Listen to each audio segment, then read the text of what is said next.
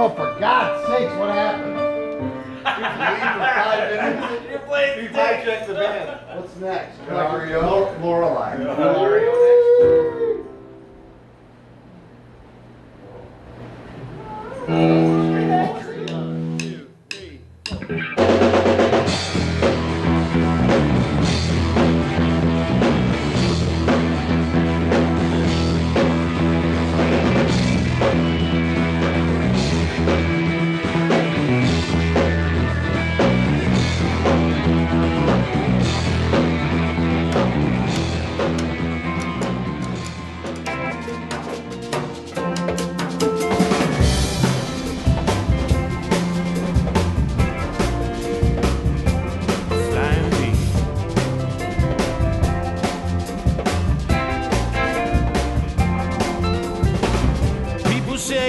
Chase after love, you get bit. It'll burn you quicker than a match. A fool and his heart will soon be parted. Well, I'm no fool when it comes to most things except you. I can't even look you in the eye. I'm staring at the floor like a lovesick schoolboy. But don't you be fooled by the fakers. You think I'm just your melody maker, but I'm gonna be your flying baby.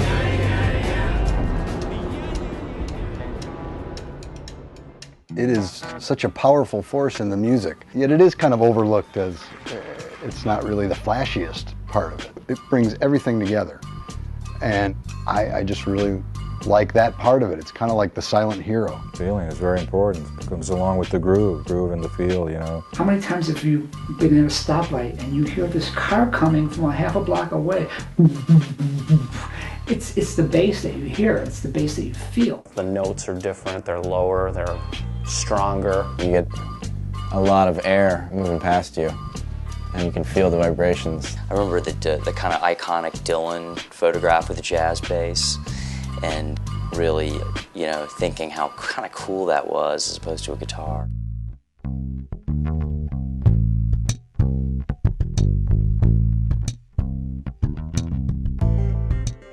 I'm creating instruments for guys and helping them get a sound that they think is appropriate for their band. I make basses for Tony Garnier, who plays with Bob Dylan. And I got a call from an amplifier company. I had one of their amps, and he tried it here, or we talked about it. And this amp, the guy at the amp company goes, "But you must be really powerful or something. This guy wants to try one of our products just because you said it was good." They're trusting me with a lot. Their sound is very important to them. The gear factor. Musicians pay a lot of attention to what kind of gear everybody uses. It's something that you just can't help. You see somebody on a late night show, a band that you like, or playing a song that you know, and if you're a guitar player, the first thing that you're going to zero in on is what kind of guitar and what kind of amp are they using. You can't help it.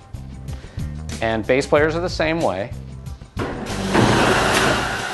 Tucked away inside a tire recycling plant off of Southport Avenue, there's a little workshop that makes bass guitars for some pretty big bands, including U2, Santana, and Wilco.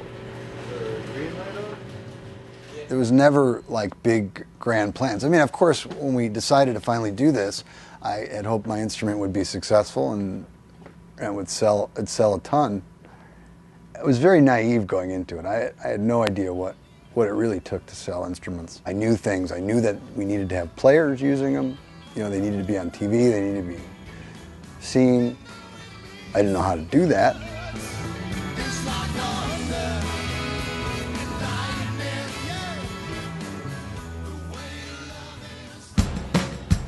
This is it, number one. Dun, dun. Ta-da! Bum, bum, bum, bum, bum, bum, bum. First, he created Fender. Then he created Music Man. Then he died. And another couple guys created Lakeland. What would Leo say? He'd say, "Get me my lawyer." It's kind of like the field of dreams, you know, build it and they will come. So I figured if I built this great instrument, people will come and buy it. I was wrong. It was a jump off a cliff, pretty much, because even though he didn't like it that much, he had a good job, he had a good income. We didn't really know it was that risky at the time, or I don't know that we would have done it. I didn't really have any idea that he was prototyping a new instrument until he had it, like, in his hand. It was a little bit overwhelming, I think, at first. Still is. Dennis runs over. Yeah, and he opens it up to check it out. Stands on the phone. Thank you, Dennis. Let's go out and look at the rest of Lakeland Musical Instruments.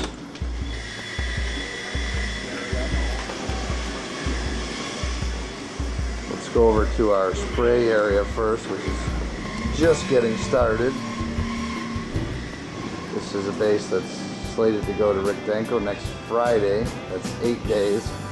If it makes it, I'll be amazed. Music was always a very strong hobby and a very important part of my life, but I never thought I'd do it for a living.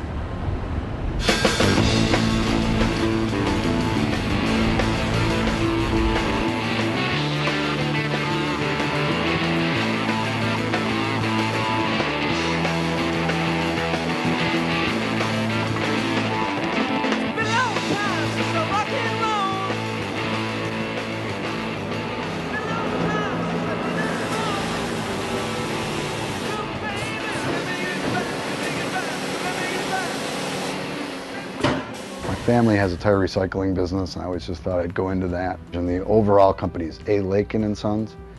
A standing for Abraham, which people think I'm joking with that, but no. Abraham Lakin was my great-grandfather. Really, my grandfather pushed it along to make it a real business. My dad took over from him and did a lot with it. My brother's taken over from him, so it's staying with us.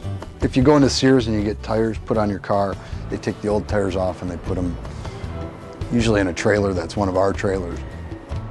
We sort through them, whatever's good could still be used as a used tire, we sell to that. Whatever's not, we have to shred. We have a machine that shreds it so it can be landfilled.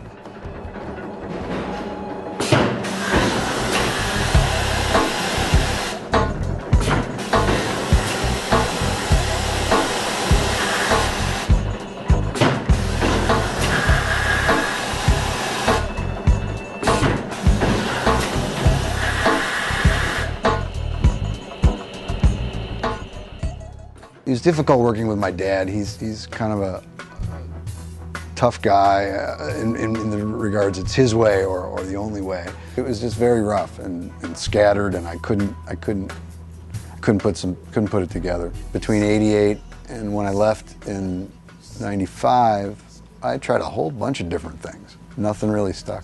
It just wasn't for me. He was working for his family business. Wasn't really thrilled with the idea of doing that, so we decided we would maybe start buying and selling vintage instruments together. Dan kind of mutated into this Dan Lakin Basses, which was a brokerage for used bass guitars and specializing, and that's how Lakeland got off the ground. And we just thought it was a done deal, and then, you know, nothing happened. It was really slow. But slowly, you know, that started to take root, and finally he saw enough potential in it to actually kind of risk it and go out on his own and leave the family business. About a year and a half after we started, we ran out of money. My partner and I, Hugh McFarland, that's the land, Lakeland. And the only way that we could continue, my dad saw that we had a decent product, saw that we were starting to make some waves. He said, I'll let you continue, but you're become a division of the family business. And that was in '96. And that stayed in place till '99, or I'm sorry, the year 2000. We had some pretty tough years, lost a bunch of money. My dad said he wanted out, and I found some investors in the year 2000 to buy him out. And we've been going ever since. Still not making a ton of money, but he, you know, paying our bills.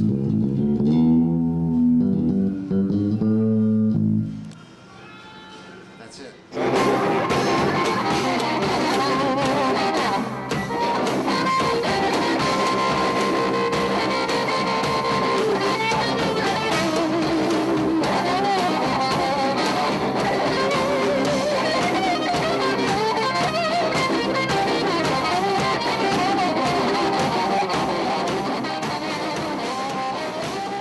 We met when we were about 10 years old. He lived next door. We decided we were going to play instruments, so we went down and rented instruments together. And I got a guitar and he got a bass. And, you know, we learned our first songs, you know, Machine Gun and some Rolling Stones songs. And he was just always a bass player and I was a guitar player. When I started, I was listening to Top 40 radio at the time, which was quite varied compared to today's day. You had like Sammy Davis Jr. doing Candyman and then Thin Lizzy doing The Boys Are Back in Town. They're both on the same chart. It was a great time to grow up listening to music. My older brothers were already in bands in the mid-'70s when I was just in grade school. So that has a tremendous impact. It makes a huge impression on, you know, a 10-year-old. Is, you know, your introduction to rock and roll is sitting right in your own family, and there's a live band downstairs practicing and you get to sit in and check it out. We wanted to be like those older brothers. And the whole thing of being involved with those guys. Like John's brother, Bo, took me to get my first bass, and you know, he was better suited than my parents who knew nothing about it. I moved away for high school, but we stayed pretty good friends, and we dropped out of touch for a little while, for maybe a year or two, beginning of college. You know, I talked to him a little bit. He was about his second year of college, and he wanted to make a change. He just wanted to get out of town, so I was going to Southern Illinois University at the time, and I had a band that we were doing pretty well. We were playing every weekend. And I just said, well, you know, if you want to come down to SIU, you know, you can be in my band. We're kind of starting a new one up. We were in bands, and he came back here around the same time I did. He started with his brothers trying to get something off the ground, a record label. He worked at that for a while. And about 3 years after that, I was able to kind of jump back in to that business with Dan at Lakeland. And we've been running the show there ever since.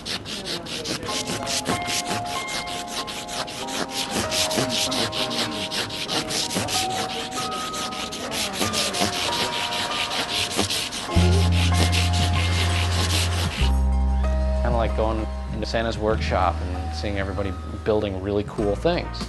We're not making widgets there, we're making beautiful instruments. So I can only imagine what people must think when they walk in. It just blew me away when I came in here, just seeing it. It was such a great, small family operation. I just see power tools everywhere. That's what I like about it. I like smell of sawdust and sweat.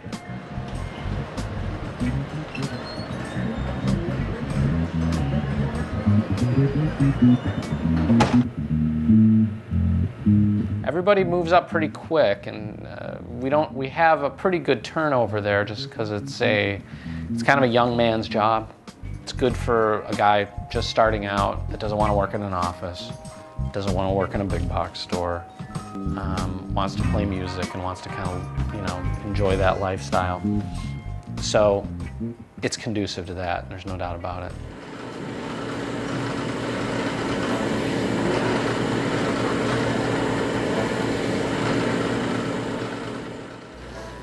It's the best day job I've ever had. Before I worked at Lakeland, I could never have a day job more than 6 or 7 months. I'd just get burnt out really quick and have to quit or whatever. So as far as a day job, it's great. They're really flexible with stuff as far as time off and understanding that I play music as well.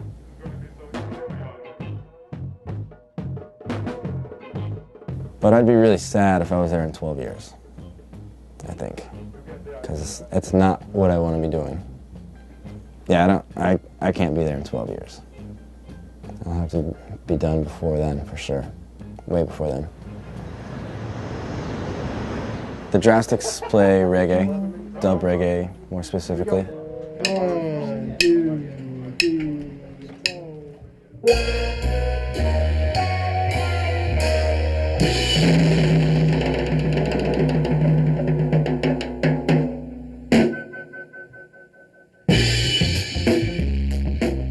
You can dance to it right away. Just, at least for me, I mean, it makes me move almost more than any other music. And it's usually got a pretty good vibe, so it's like happy music. It's 9:25 on Chicago Public Radio. You're listening to 848. I'm Gretchen Helfrich in for Steve Edwards. So what if it's raining? There's a heat wave in here. Chicago's own live dub reggae band, The Drastics, has released their second album. It's called Chicago Massive. It consists of one disc of instrumentals and one disc featuring guest singers.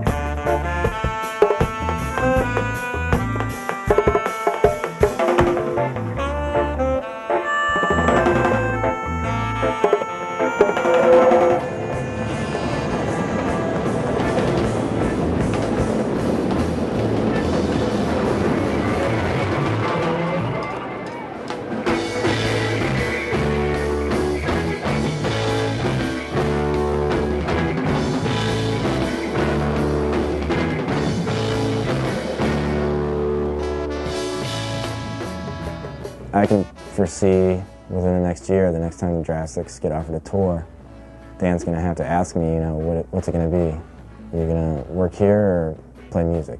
And I'll have to tell him I got to play music, so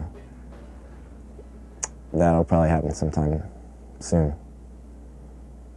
Hopefully for me. Sorry for Dan.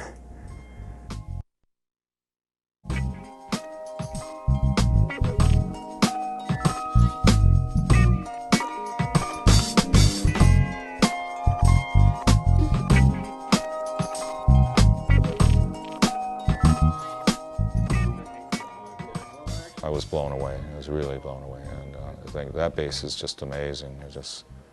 It's changed my style of playing, and it's just the way they make the basses are just warm. It's like, you know, you've been driving a Chevy all your life, and then you go step into a Mercedes, and this bass is just like, wow! It's just like it made me think and play differently. Let me show you how we create a US bass. Start with a raw body, and these are made for us to a certain point. They're sanded, and then they're marked as to what color. This is natural. This is where most of the heavy work is done. Besides, I showed you the body, we also have a neck, which is the second part of the equation. And this is made for us to this point. We then do the final leveling and installation of the frets and all the other preparations that go into making our necks feel the way they feel. Let's go down here and take a look at what some of the guys are doing. Chris is doing some electronics loading. David is also prepping this body. It just came from the finisher. He's got to remove the masking tape that the finisher put on.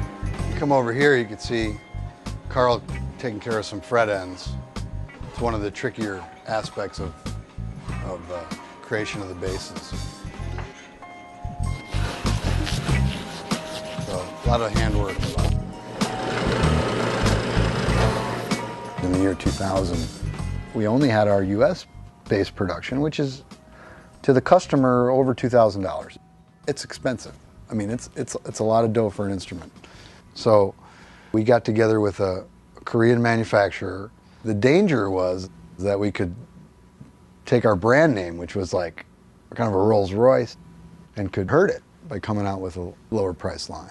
Yes, it's made in Korea, but it's come through our plant in Chicago, and people trust us.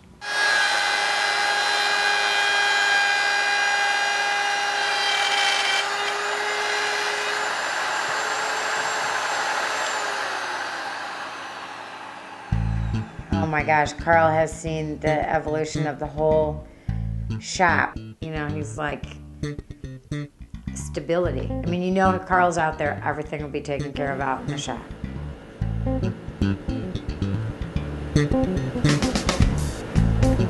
We spend a lot more time trying to get it right, trying to make them playable.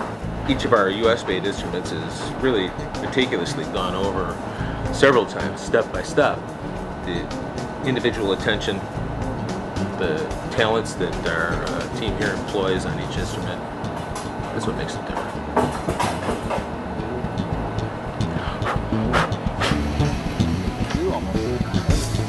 That's all right. Check your head. Yeah, right? I can be looking at girls in the front row. There you go. Aiming it right at them.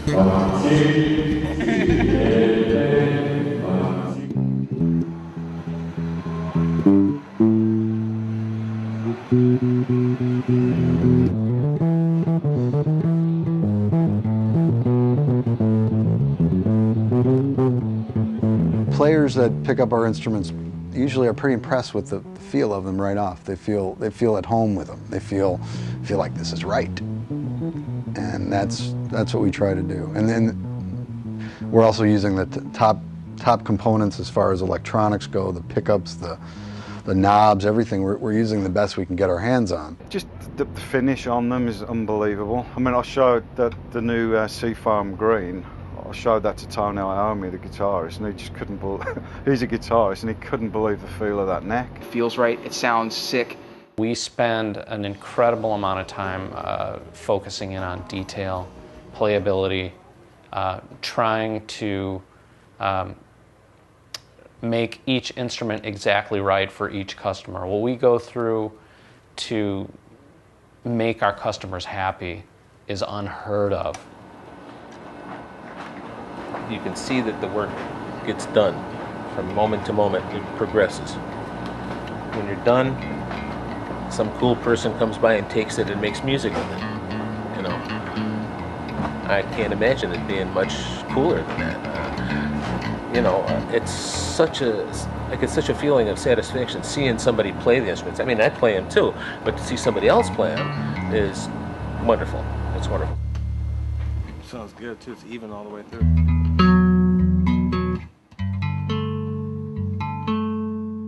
Everybody who works here and has worked for me has also been a player or some.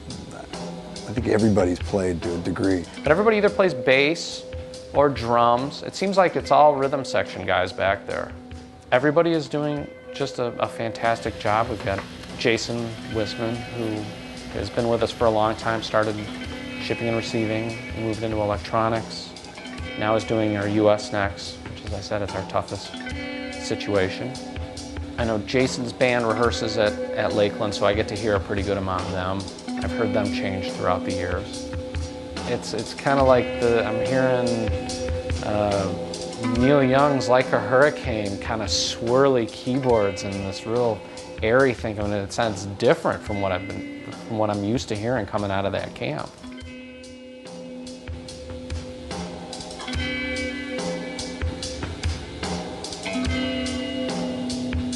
It's good not being in a cubicle or, dressing up every day. I worked for the Park District as a garbage man in Naperville. I towed cars for years. Worked at Playboy in the packaging plant for a couple months. I was a mover, delivered pizza. I've done about everything. It's really laid back. Cool people to work with. good atmosphere. If every day I can wear this to work, it doesn't matter. We got a practice spot down at the other end of the building. We practice a couple times a week. We just come in whenever we want. We rent it from Dan's brother, Kenny. It actually isn't as bad as the line that comes before it. And the line that comes before it is way more audible. And I have to live with that, and there's nothing I can do. Leveling. I tried it. No, not you. It's actually not the singing that is the part that is well, not even that. It's the one where he goes, oh, yeah. No, that's great. I want that sample. That's the good one. I told him. Hey, what's our rent now? I'll give it to you today. I gave you like $10 or something. You were going to, I didn't have change, and I said, just do it later. What's it supposed to be? I am paying for this month, but I don't have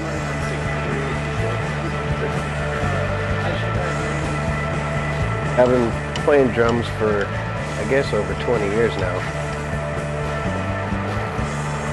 It's good mental release.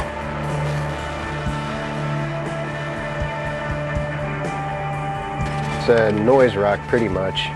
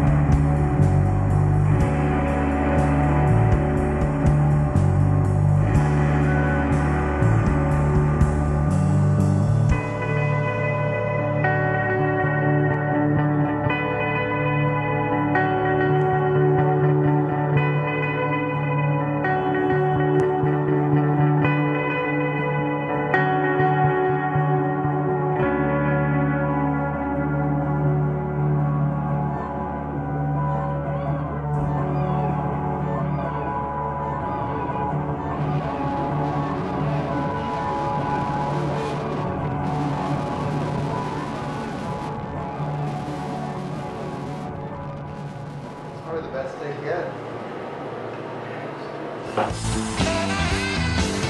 From Darryl Jones with the Rolling Stones to a player in a local pickup band. If you're serious about electric bass guitar, then you know the place for bass.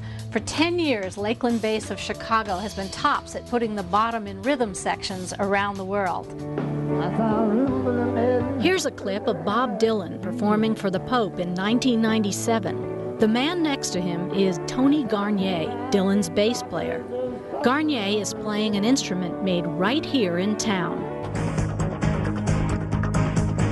U2 is coming to Chicago this weekend, playing a string of concerts at the United Center.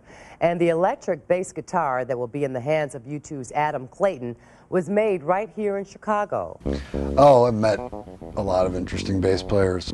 I mean, some of the big names, I've met Adam Clayton of U2, John Entwistle from The Who. We get to hang out with him about 3 different nights. It's crazy. It was like, they were in town and they were playing with Jimmy Page and the Black Crowes. So I'm sitting there in the bar with John Entwistle in the Ritz Hotel in Chicago, and then Jimmy Page comes and sits next to him. I just said, I gotta go. I mean, this is too much. You know, I couldn't handle that. That was too big. But bass players, see, I have a bond with bass players. I mean, I know there's stuff to talk about with them. We have a common ground, so I usually don't get too nervous around them. The bass line for God Only Knows is simple. Okay, it's very simple. I mean, I've known Bob primarily through Lakeland, but I know so many people that he's worked with over the years because he's, he was the top call session bass player in Chicago. I mean, he pretty much had that gig wrapped up. There's these defining moments in your life when you remember specifics. I remember where I was the first time I heard Good Vibrations, and I just could not believe that that was coming out of this little speaker in the car. Imagine no one at that time was doing anything even close to this. And to have it sound that good coming out of a little crappy car speaker, and you know, it was amazing. Push ahead 30 years or 35 years, whatever it is, to be able to play those songs, it's still a thrill.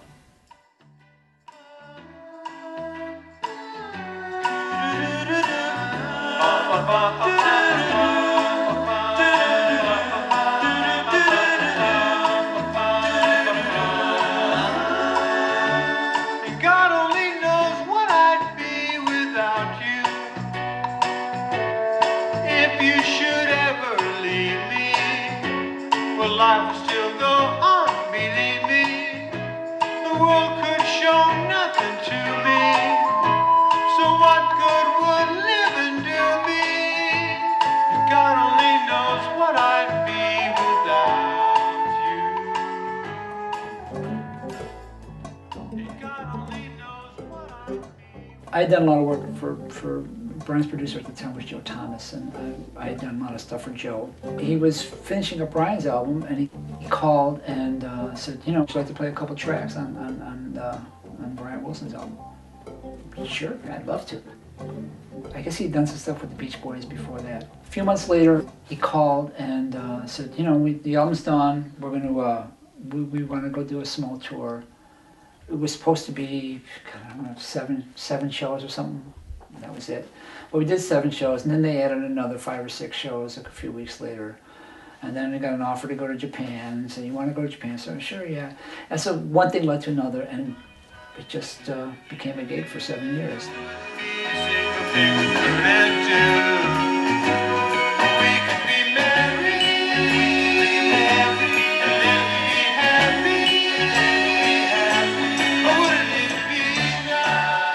They're great songs.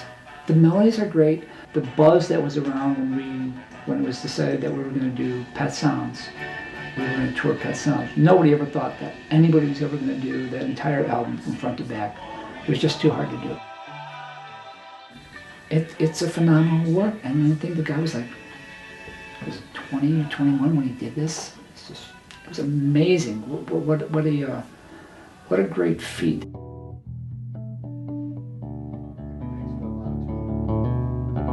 It doesn't surprise me that Neil wants to work with him, and that he's on the CSNY tour now. He did the brand new Neil Young album, Living with War, and talented guy. He's been out there for a long time doing it, and I guess he's, you know, his style of bass playing is kind of a style that we appreciate at Lakeland probably more than any other style. Foundation, melodic, not over the top, just real strong and good, solid bass playing. I was a big fan, really huge fan of the Buffalo Springfield. And I loved Neil Young and Stephen Stills, Richie Furay. The whole band was a great band. When they were on, they were really good. A lot of their records are still really good to this day. It's an incredible treat. Recently being on stage with Stephen Stills. I've known Stephen Stills for a long time. Joe Walsh and I used to hang out with him, go to his home, and we would record with him and fiddle around and get drunk together with him and stuff like that. I have David Crosby to my left, and he's amazing. He can sing so great, plays guitar so well, and Graham Nash is a wonderful man, another talent, incredible talent, you know. Playing with all these guys, you know, the Byrds, the Hollies, Springfield, it's just amazing, you know, and to this day, sometimes I'm playing on stage and I think, God, look at these guys, they're right here, you know. It's been really something.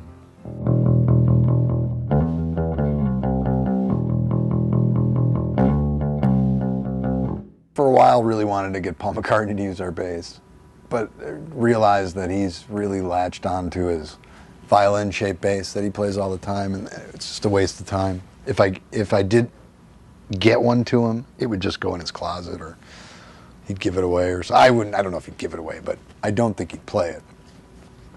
But beyond that, I've hit most of my favorite players. You know, Dan Lakin says it might be easier to get the President of the United States than the world's most famous bass player, Paul McCartney. So, Paul, if you're listening, Dan's got a bass for you in any color you like, and he'll deliver it to you when you come through Chicago this fall. Wilco is American soul music, and it's started out in somewhat of more of a 70s country rock sound, but now definitely moving more into an experimental rock and post-rock sound. But I still think it's firmly American soul music, and I think they're doing it right. I think they're enjoying a slow ascension that could potentially make them the biggest band in the world someday. I imagine being on stage, but not on TV or things like that. I never dreamed of being a rock star or anything like that.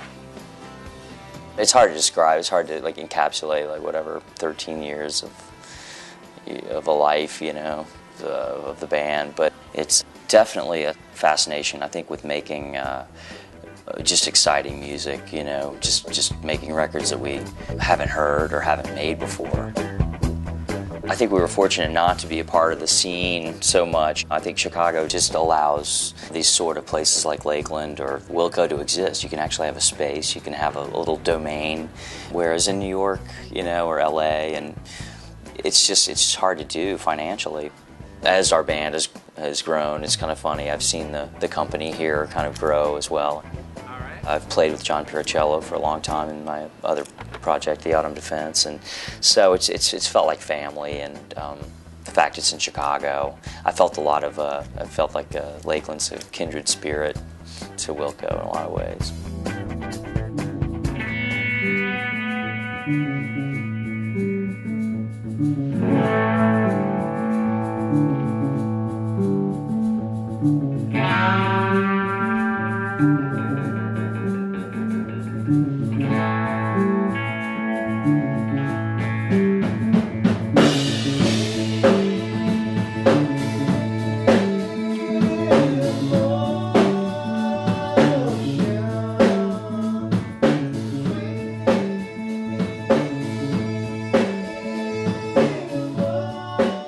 We don't play that often, maybe once every 3 months. And it really helps. It helps me to keep in touch with the instruments. We're all 40-something. I've got a couple of guys a little bit younger.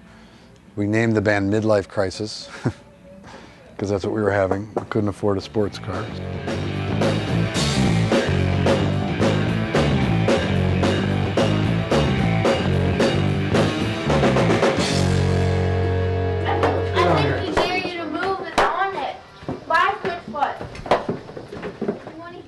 We are the only bass makers around. It's a big part of our identity. It's a big part of our lives and the way people see us in a good way. What?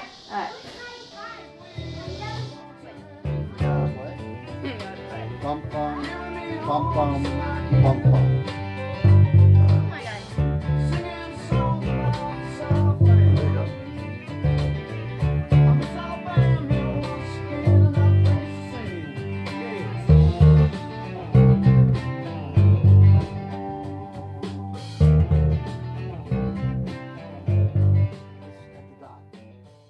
Never would I have thought that he would have done what he's done. I don't think in the beginning we anticipated just how big a risk it was. We made definitely the right choice.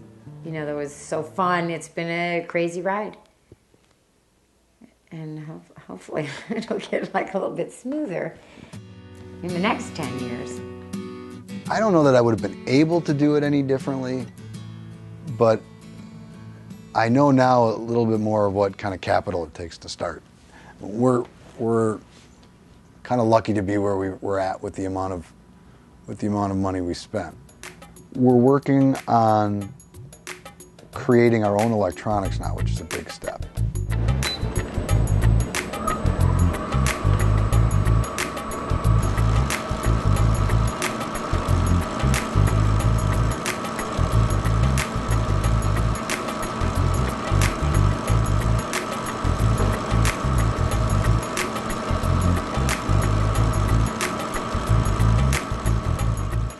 I think we've done a lot of things right. Starting from the high end and starting to move our way down the price point, I think was a correct way of going. We don't want to put out a rock bottom instrument. We don't want to, race to the bottom. That's where the rest of the industry went. I never thought I'd be able to sell 1,600 instruments a year, which is about what we did last year.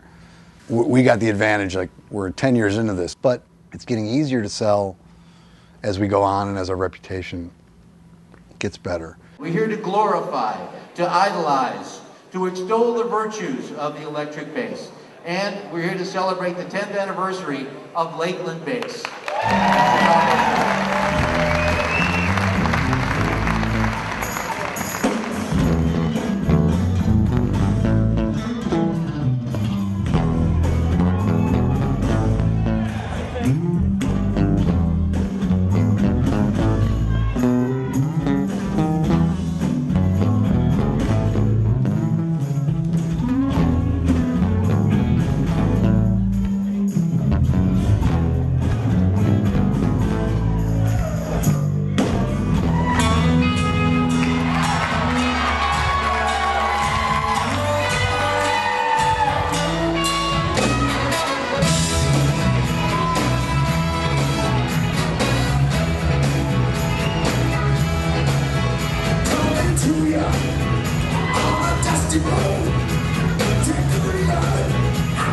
Truckload